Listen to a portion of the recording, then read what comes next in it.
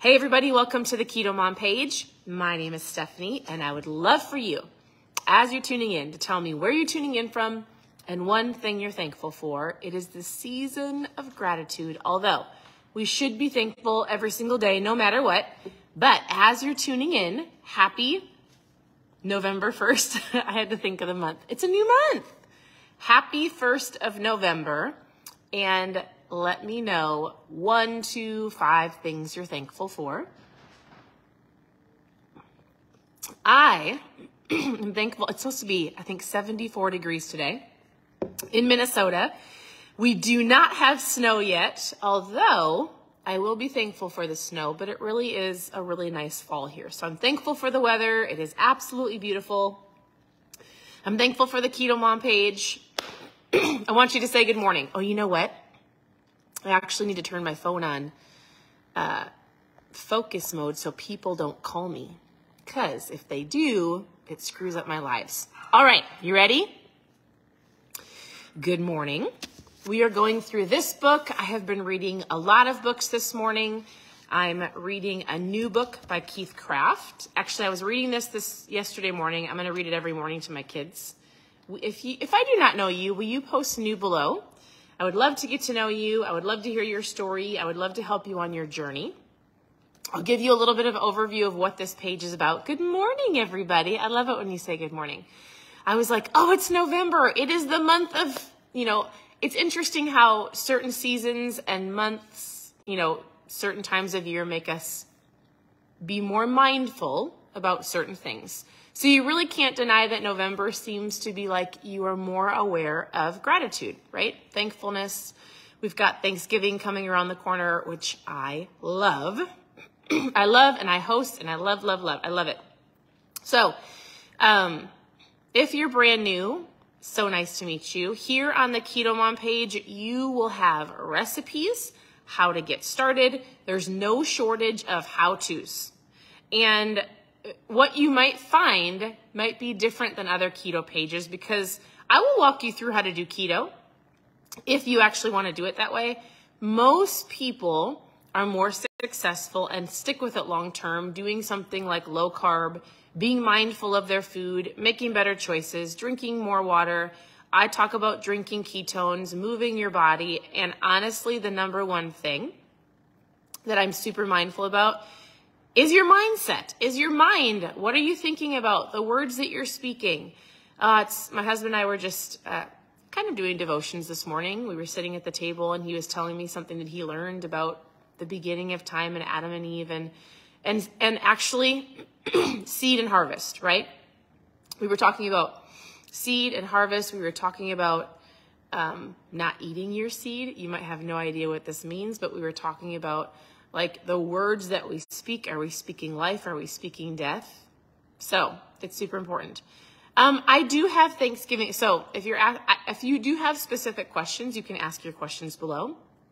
I'll either send you a message or if I see it as I'm chatting, I'll answer those. I do have Thanksgiving recipes coming up.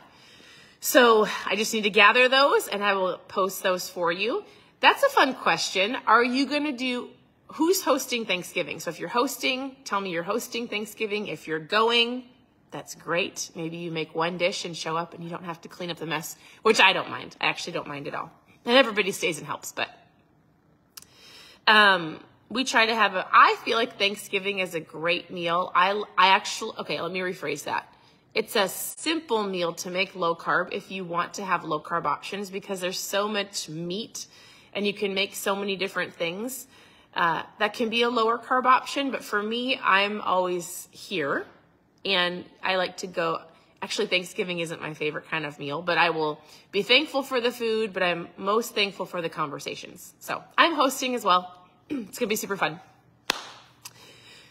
I'm actually really excited. So let's dive into the book.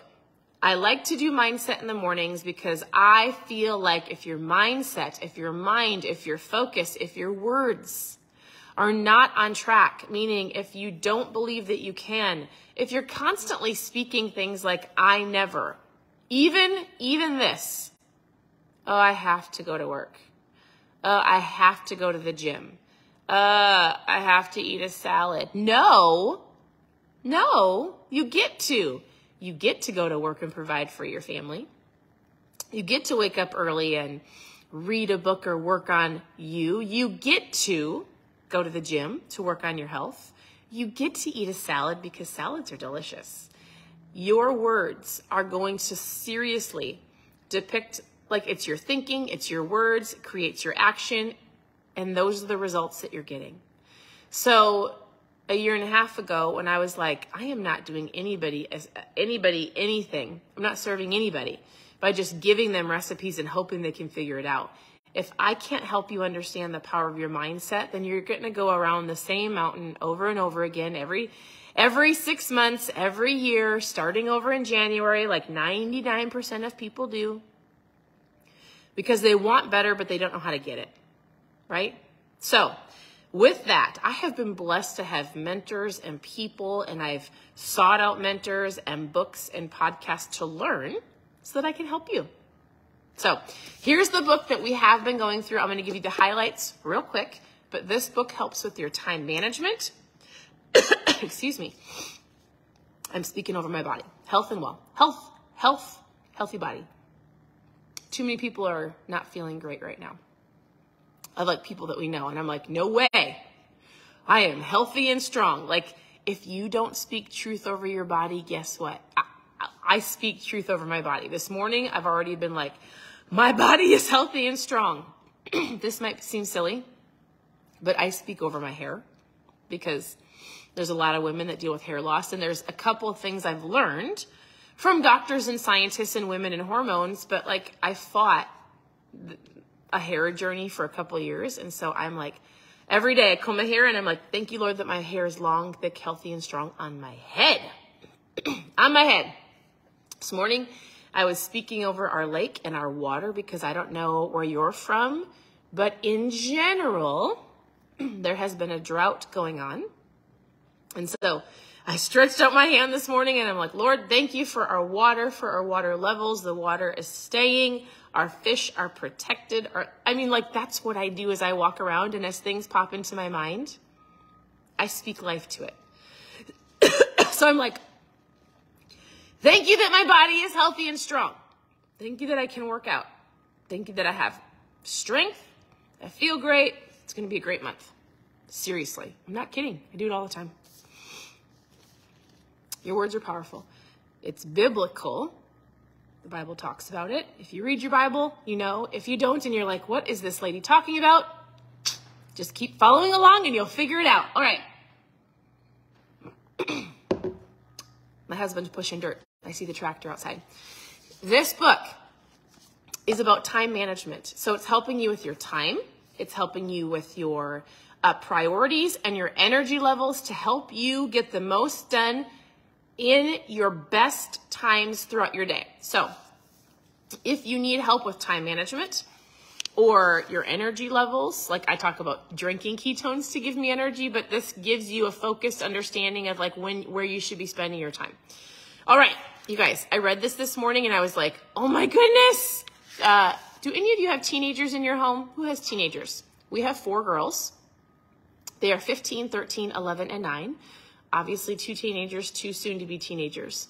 And so I was reading this and we do have to have conversations, and I watch my children and we have conversations about social media and the telephone and the distractions. Like one of our daughters, our oldest daughter, is taking college classes, and I'm like, you shut that phone off. Like I'll tell you right now. He's talking about distractions and how you're focused. Here, I'll just read you. Are you ready? He says this. Average users touch their phones 2,617 times a day. Average. Listen to this, because we're going to talk about, I promise you this will help you with your health. All right? Heavy users touch their phone 5,427 times a day. It depends on what you're touching your phone for, right? He told a really funny story. I'll tell you what the story was about. He said, we might not think that, oh, my daughter's phone is right here. We might not think that picking up our phone is a big deal because we don't think of it as a distraction. But the notifications on this phone that ding and buzz and call hit your mind, right? Creates dopamine, and you have to check it and you have to answer it. And for those of you who, like me, do everything, like my business is on my phone, like I have to be very mindful of when I'm on it and when I'm not, and not answering. Like I shut off the notifications on my phone when I want to go and check the different apps and the different places that I talk to you and people on here. I purposely go and check it, but I don't have the notifications on. Now, but I also know I have my own work on having my own time blocks. Now, I'm not great at it. The average, like most people, touch their phone 5,427 times a day. He gave the example. He said, you might not think that that's you or that your phone distracts you, but he goes, it's just like, he goes, I'm going to give you this story. He goes, think about you sitting at your desk or your office or your table or somewhere where you're focused and you're working. And he goes, think about the doorbell ringing and you getting up, walking to the door, answering the door, and somebody says, hey, I'm going to bring you lunch. What would you like? And you're like, I'd like a lettuce wrap from Quiznos or wherever, I don't know, Jimmy John's. And you tell them what, I'd like a lettuce wrap, meat, whatever. All right, awesome. You go sit back down, start getting back focused again. Doorbell rings again. You have to get back up. Oh, yeah, I forgot. Did you want mayo? Yes, I do want mayo. All right, I'll be back. Okay, shut the door. Go back to your office, you're working, doorbell rings again. I'm so sorry. I can't remember. Did you want cheese or no cheese? Yes, I'd like cheese. And you do that over and over again. That is technology. And I love it because he says this. He goes, oh shoot, you know what? I don't think he said it on this. He goes, technology is a tool. It also can distract people and ruin their most productive times. He said it a different way, but in general, that's it. So he goes, if you're like most people, you don't need an enemy to interrupt you. You already have one. Perpetual, distracted you. When technology runs us, it ruins us. Technology makes a wonderful servant, but a terrible master. All right. These are just the tips over this chapter. He goes, paying attention to the wrong things costs you your priorities, your goals, your productivity, your health, and even your family. And eventually it costs you your potential and your dreams. Paying attention to the wrong things.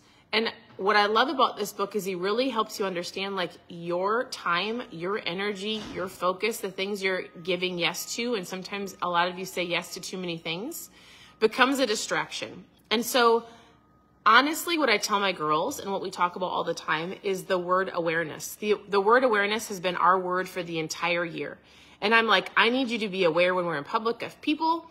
I need you to be aware of your words, be aware of your face, be aware. I mean, like, it's just a word that I talk about all the time. They're doing something and I'm like, this is a key to have awareness. When other people are doing things and my girls are watching them like, oh man, my kids will come home and be like, they were not aware.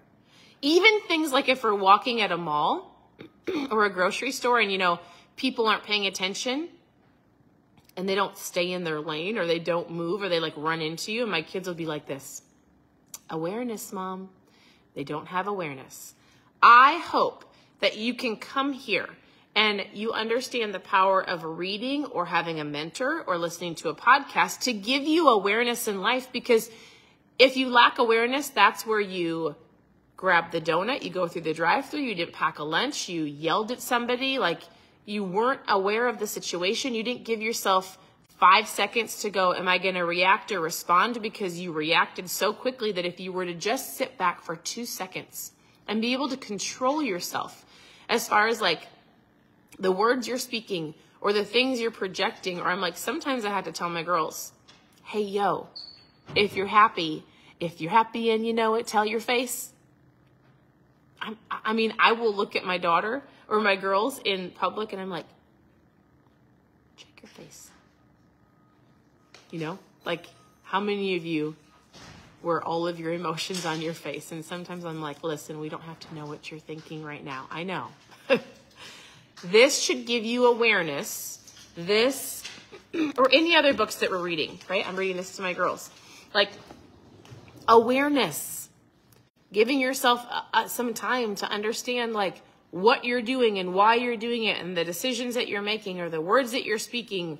It's so important. Why do you read? To give you awareness, to make better choices and to make better decisions. All right, here's a couple more things he said in this chapter. Find or create the most undistractable environment that you can. So he talks about different people can work in coffee shops, different people can't. He doesn't like the noise. Figuring out your best productive times. Notifications on your device make you access content on other people's schedules. So shutting off notifications if the notifications make you be like, right? Most things that present themselves as urgent are not urgent. The quality of your work is determined by the quality of your thinking. Early mornings can be especially productive. That's why I tell you that book that we talk about, The Morning Miracle, like owning your morning, owning your day. He goes, it doesn't mean that, he's like, it's not that everybody loves mornings, but he goes, not because you don't notice the distraction, because there's less distractions early in the morning because most people are sleeping in. They're not focused. They're not sending all the messages in the morning. It's later in the day when they remember. So if you want to be productive, get up in the morning and own your morning. He goes, a focused you is a better you. So that's what this book is about. Your time, your management, your priorities, your distractions. I think it's great. It's good awareness to help you on your journey. And you might be going, how does this help me with my fat loss? A lot, actually. Because most people don't manage their time well. They sleep in, they don't get up, they don't work out, they let their day own them. They don't own their day. They let other people own them. They say yes to too many things and not to their priorities. They might have the attitude of, I have to, when in reality, I mean, most of you that are on here, you have a phone, you have a home, you hopefully have a job. You get to do all of those things, right? It's the way that you look at your environment, your situation, the things that you're going through right now. It doesn't mean that it can't get better. And if you want it to be better, then you've got to start with your stinking thinking and become a better thinker, a positive thinker. Somebody who's going to listen to people that have already gone and done what you want to do, and then you copy them, you emulate, you do what they've already done, right? It's like, I hope I get this right. How do you walk through a minefield? You follow the person that's already gone through it, right? Because they've done it. So it's reading good books. This is the book if you want to take, somebody asked for the author, take a screenshot. This book I read to my two youngest daughters yesterday. It's just a sweet book about stories. And I listened to Keith Craft. He's a pastor in Texas, Frisco, Texas. And this is a book about his grandma. Well, I say grandma. He says, I think he says Mima, but it's not spelled that way. So Mama? Mima? Doesn't matter.